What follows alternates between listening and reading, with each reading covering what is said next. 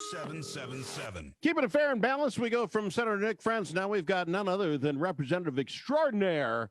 We've got Representative Jeremy Munson on the air. Love the hat, sir. For folks that aren't following along, get on Facebook Live and watch us. Al in the afternoon. Nice cap, sir.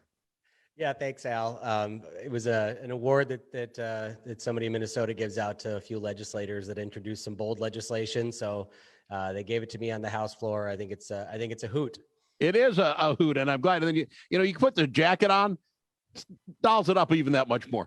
Thank you very much for doing this. You guys are in a bit of a recess, a timeout. What is it that is going on that you don't have to be on the floor right now? Yeah, so we're recessing. We're in the very final stretch of the legislative special session, and we're trying to work through all the budget bills, and there's a legislative process that's required to pass bills back and forth between the House and concurrences, and they're working on some last-minute negotiations. And so right now we're recessing while we wait for an author's amendment in the House to the last bill that we will pass, which is the tax bill. There are a few other bills that have to come back for a simple concurrence where we agree to what the Senate has amended, but those are already pre-agreed upon. So we're at the final stretch here. And when you say that, there's nothing alarming. Some senator said this should have a comma here or the word whatever there. Is that what you're talking about? And you'll just get kind of an update here, read the highlighted part, and that's what we changed? Yeah, I mean, there has been some unpalatable changes for a lot of people. The project on Rondo, where they're going to build basically make Highway 94 in St. Paul into a tunnel, where they're going to build a bridge over the whole thing and build buildings on top of it. It's going to be a multi-billion-dollar boondoggle, and the Democrats wanted $6.8 million to design that. And that money has been added to the tax bill, which is, loosely germane to the tax bill, but it was a negotiation because we're getting, hundreds of millions of dollars in tax decreases in this tax bill. And so we have to talk about that, sir, if we can, because I've been bringing that up on this. Here's what really bothers me. Not that I think, and we can have a difference of opinion. I get it. I've had three Democrats on thinking that this makes up for some tragedy that happened in 1956 to that neighborhood. I keep bringing up, well, that's 50, 60, 70 years ago. Those people aren't there anymore. If you had a house there now, you're 106. I don't know that by the time we built whatever this is they want to do, it's going to do anybody any favors that was even alive then. But my point being is that goes through the transportation process. People go to the transportation committee, you bring up what you think, and you do the thing, and it gets kicked out.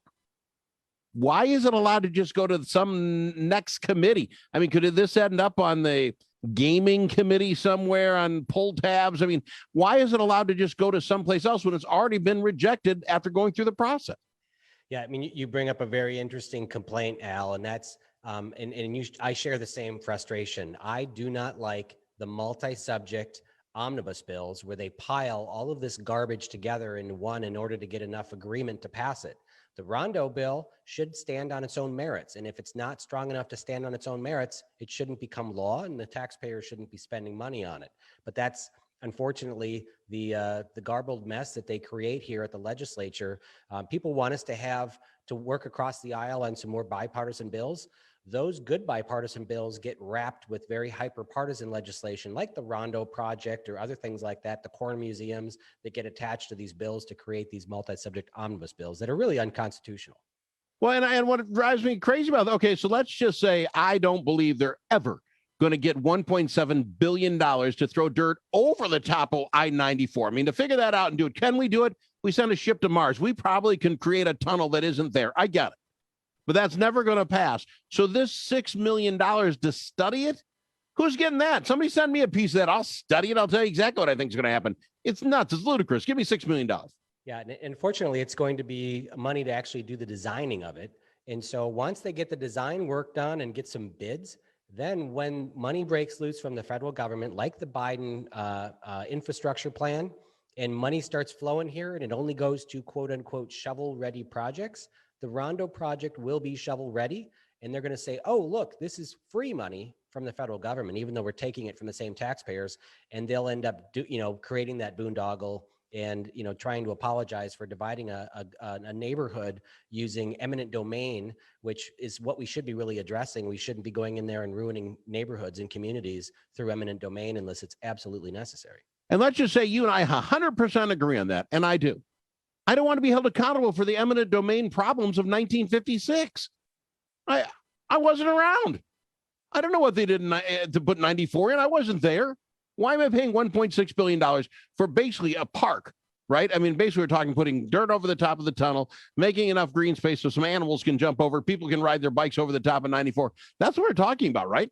Well, and just wait until your grandchildren have to pay for our generation sending tens of millions of dollars overseas to slave owners to make solar panels and electric car batteries. And you wait for that apology and that money to go to, out of our grandchildren's funds. Well, let me do this, and I want to do the best and the worst. We'll do it around the break.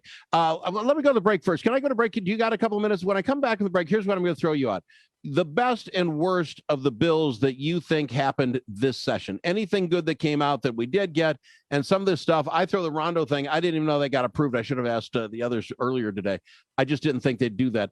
And I'm not saying that's the worst bill, but I'm not leading the witness. Can you come up with one or two on both sides of that argument, best and worst? I sure will, Al. All right, I've got him as Representative Jeremy Munson on Al in the Afternoon. Quick reminder, we're still on Facebook Live, even during the breaks. I know Representative Jeremy Munson. He's on with us on a regular basis. Love having him here. Representative, thank you very much for doing the program. We leave through the break, and I want to keep it positive. Let's go positive. Can you tell me one or two good bills that came out of this session that you'd say, yeah, stamp of approval? Yeah, I mean, certainly the provisions in the bill that we're debating today, which is the omnibus tax bill, has significant tax cuts for Minnesotans. There's also full federal compliance in the PPP loan forgiveness so that you don't have to pay taxes on the money that was gifted to you through the PPP loan program. And then also the unemployment insurance, love it or hate it, if you were on unemployment last year, regardless if you made more money than if you're in your normal job, you don't have to pay any income tax on up to $10,400 of unemployment money that you received. That's good for Minnesotans. And I'll also add one more. Yesterday, we ended the governor's peacetime emergency. After 23 votes in the Minnesota House, we finally got every single legislator to vote on a clean bill to end the peacetime emergency. It does not, however, end the governor's powers. The governor basically holstered his weapon, and he can give himself these unilateral lawmaking abilities at any time in the future. Well, let me ask you, because you were a part of, I want to say 7 or 8, that filed a lawsuit very early on. After, I want to say he made the emergency powers after the first month. I think it was the second or third month. You guys like, wait a minute, this can't go on forever. Does that eliminate your lawsuit then? Is that over, or is that something that you can say in the next one, we can't do it again, next time something comes up? No, in fact, what happened yesterday actually strengthens our lawsuit. Law, it says that there's a legislative veto where both the House and the Senate need to end the emergency to end the executive orders. And the appellate court said that the only way to end the emergency is if both House and Senate vote and the governor signs it into law, which is what's going to happen with this ending of the peacetime emergency. So basically, you have the legislature abdicating its ability to write law, giving the governor, the executive branch, their responsibility. And the only way to take it back is to have the governor willingly give it up by signing legislation. So that's clearly, it negates all of the Chapter 12 provisions. And so it actually should strengthen our lawsuit going forward to amend it if we can't get it done legislatively through the legislature and the governor signing changes to Chapter 12. Well, let me ask you that. Will that be something that will be going forward then? You're going to expect that lawsuit will go forward. Will you still go at it legislatively and say, we got to change this? This has got to be to the affirmative, not the negative as far as getting rid of it? Yeah, unfortunately, I'm not an attorney. Unfortunately, you can't introduce new evidence when you are appealing the court's decision. So we will have a hearing in the Minnesota Supreme Court soon on our original lawsuit, but then we'll have to file a new lawsuit in state court to either to throw out Chapter 12, because the legislature would never have given up its responsibility if there's no way to take it back. Just to circle back to the tax cuts, $285 million in tax cuts for Minnesotans is what was included in the bill.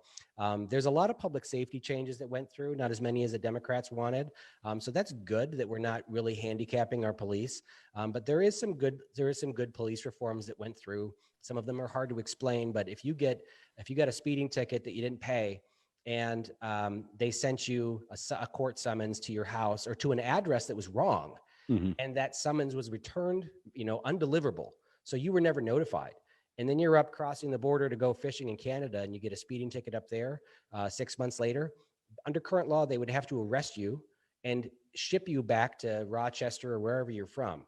So this would basically say, if you're one of those few people who got return mail, that they just have you sign notifying you of your new court date, and then they can release you on your way.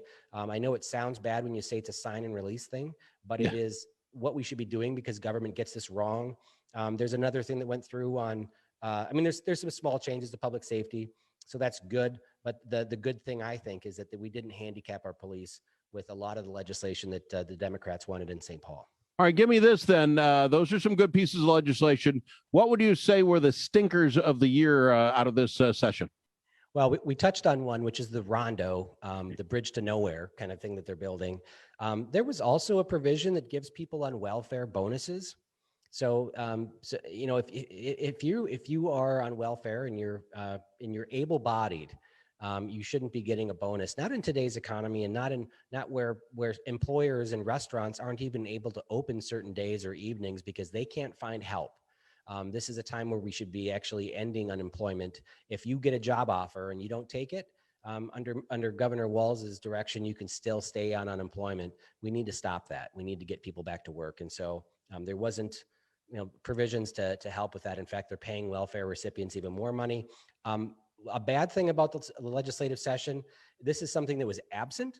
We did not address the governor's mandates of California clean car emissions. So the governor and the courts have supported him in this. He gets to decide how many electric cars and how many pickup trucks are able to be sold in Minnesota unilaterally without the legislature. We should have passed legislation that restricted his decision-making there, but that didn't happen. That was part of the negotiation, and that's unfortunate that we didn't step forward and prevent California green car emissions from being mandated in Minnesota.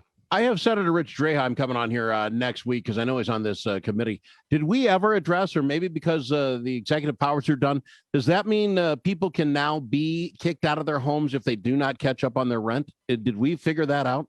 Yeah, and this is a good and a bad. I mean, we ended the emergency because the governor got his off-ramp for food stamps to be able to do food stamp stuff and to be able to extend the eviction moratorium.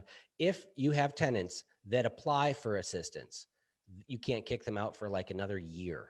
And all they have to do is keep reapplying and whether they're rejected or if they get paid or not? Even if they're rejected, they can still apply as long as they're trying to get help. And so that's a frustration from so many landlords. And, I hate the word landlord, but property owners and people that have one or two properties and they're losing their homes because they can't make their payments.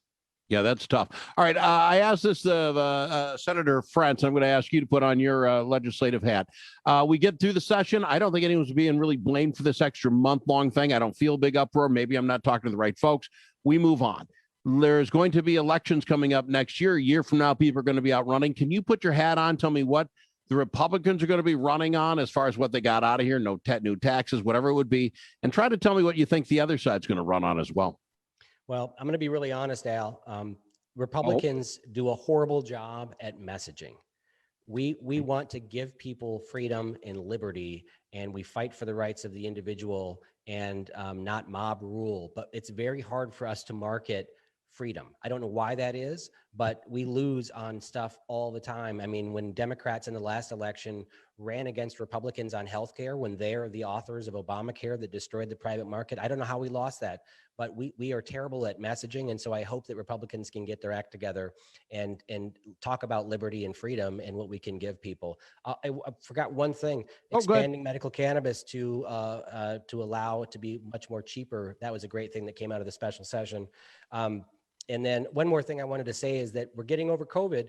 It has been so nice to have 134 legislators on the House floor. It has been great to get to know some of these freshmen who have not set foot on the floor until this week. And there is also, we've removed the 24-hour rule where you have to post all of your amendments ahead of time, so it's so scripted. So we are doing amendments on the fly, and we are having a great time doing it and improving legislation, compromising on stuff with Democrats, and having a great time. It's so much better legislating in this manner. Are you back to regular rules then, or can some people still do the Zoom thing and make that work? Is it up to you guys? Is it where you've abolished the Zoom, we're going back to regular, be there to push the button? Unfortunately, the Zoom thing is still available, but people want to be here for this. And we were here until 3 in the morning. I got the hide to bed in my office. I mean, we're having a great time working together, and it's so much more collaborative in this manner. Zoom has been horrible for the relationships here at the Capitol. So I think we've had a great time. Fair enough. And I don't think you got the answer for me. What does the other side run on then, sir? What is your opinion that they can run on that they got out of this session? Yeah, I mean, they're just going to try to run on racism, hate. They're going to, tie everything to Trump and really talk about how we're trying to restrict people's ability to vote when we're actually trying to make elections more, bring integrity back to our elections and more accountability and transparency. So it's the same old hate slinging that you're going to see. Fair enough. Representative Munson, I can't thank you enough. You've been a regular on the program. I hope you can continue to do that. I mean, there'll be less and less legislation to talk about, but we'll get you back on it as soon as possible. Fair enough? All right. Thanks, Al, for having me on. You bet. Representative Jeremy Munson on Al in the Afternoon.